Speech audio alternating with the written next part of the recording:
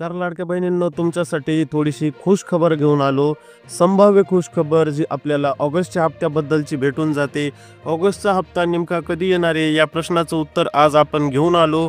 आज ई सकाळच्या माध्यमातून, साम टीव्हीच्या माध्यमातून एक बातमी प्रदर्शित झाली. त्या बातमीमध्ये ऑगस्टच्या संभाव्य हप्त्याबद्दल कोणत्या दिवशी कोणत्या तारखेला येणार आहे याबद्दल सांगितलं आहे.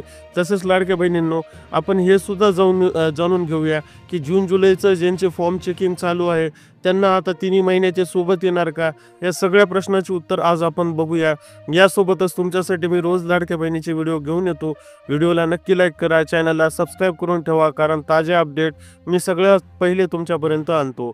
बघा, ऑगस्टचा हप्ता म्हणजेच कोणता हप्ता, तर आता आपल्याला पाहायला पाहिजे की हा 11वा-12वा हप्ता जे आहे आला नव्हता.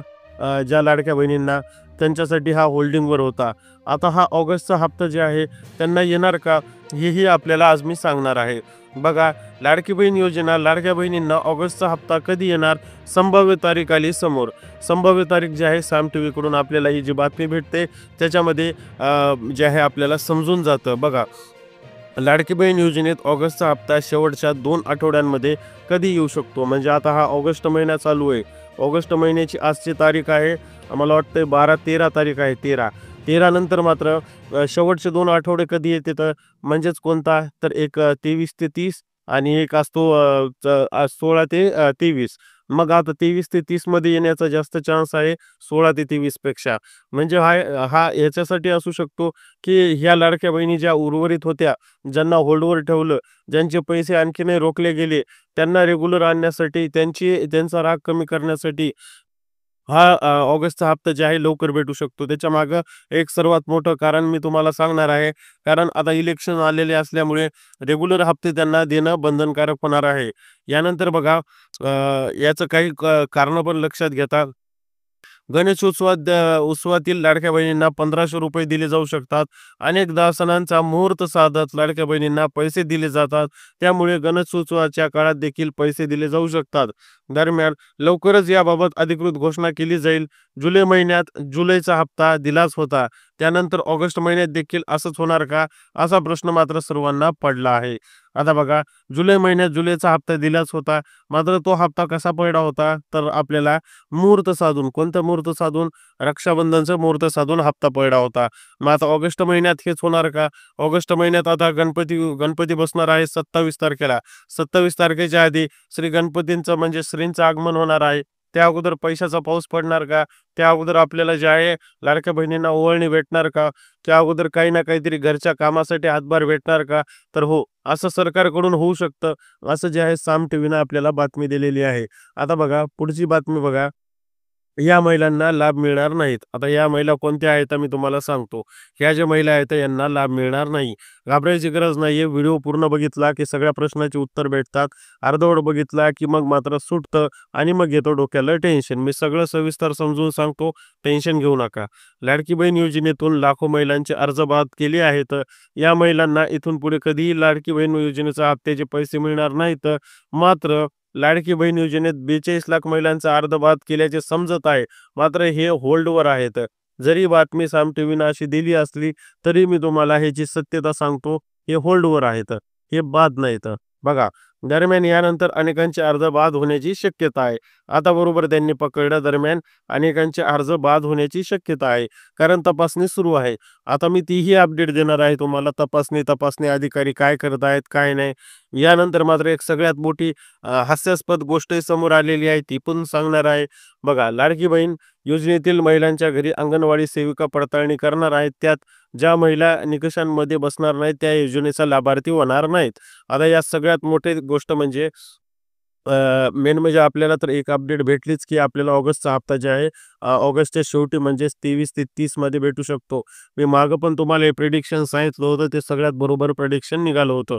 आता बघा, जो लाडक्या बहिणींनो, आता प्रश्न असा चालू आहे की एक हास्यास्पद गोष्ट समोर आलेली आहे. एका घरात जे आहेत 3 लाभार्थी आहेत, 3 लाभार्थी, आणि अंगणवाडी साहित्य सेविकांचा जे आहे इंटरव्ह्यू पाहिल्यानंतर मात्र हसाव करडाव समजत नव्हतं. या तिन्ही लाभार्थीमध्ये जे आहे एक सासू आहे, 2 सुना आहेत. ह्या 2 जावा येतात. सासू म्हणते, "मी लाभ सोडणार नाही, माझी काय चूक आहे." ही सून म्हणते, "मी लाभ सोडणार नाही, माझी काय चूक आहे." तर ही सून म्हणते, "मी सुद्धा लाभ सोडणार नाही, माझी काय चूक आहे." आता मात्र अंगणवाडी सेविकांनी डोक्यावर हात लावला, की आता आम्हाला असा कोणताच क्रायटेरिया दिला नाही, की मात्र अशा पद्धतीने जे आहे तुम्ही एकाला बाद करा, एकाला करू नका. आता ह्या तिघेही म्हणत आहेत, "मी लाभ सोडणार नाही." मग बळजबरीनं बिना क्रायटेरियाचं कोणाचा लाभ सोडायचा? हा सर्वात मोठा प्रश्न आणि हास्यास्पद प्रश्न जे आहे अंगणवाडी सेविकाताईकडे आलेला आहे. आता अंगणवाडी सेविकाताईंना मनाने कोणाचा अर्ज बाद करता येत नाही. घरातून जर तिघीपैकी एकीनं जर संगमत केलं, की माझा अर्ज बाद करा, तर मात्र अंगणवाडीताई सेविका ज्या आहेत अर्ज बाद करू शकतात. मात्र तिघीही आपल्या मतावर ठाम आहेत. ऑब्व्हियसली सासू तर बिलकुलच सोडणार नाही. तिचा तर पहिला अधिकार आहे. या गोष्टी आपणही समजू शकतो. मात्र 2 सुनांपैकी दोघीही सुना सांगत आहेत, असा काही क्रायटेरिया नाहीये, वयाची अट नाहीये, लग्न पहिलं दुसरं झालेलं असं काही नाहीये, तर मग मी का लाभ सोडू? मग मात्र आता इथं व्हायली गळचेपी अंगणवाडीताई सेविकांची आणि याचाच आनंद जे आहे आपल्याला भेटू शकतो. कदाचित या गोष्टीमध्ये 2 गोष्टी होऊ शकतात. बघा लाडक्या बहिणींनो, एक तर लाडक्या बहिणीला बाद करण्याचा क्रायटेरिया नवीन येऊ शकतो, की बाबा या एका घरामध्ये जर तिघी असत्याल, तर मग ह्या तिघीतून एक कशी बाद करायची, मग याचा क्रायटेरिया ठरू शकतो.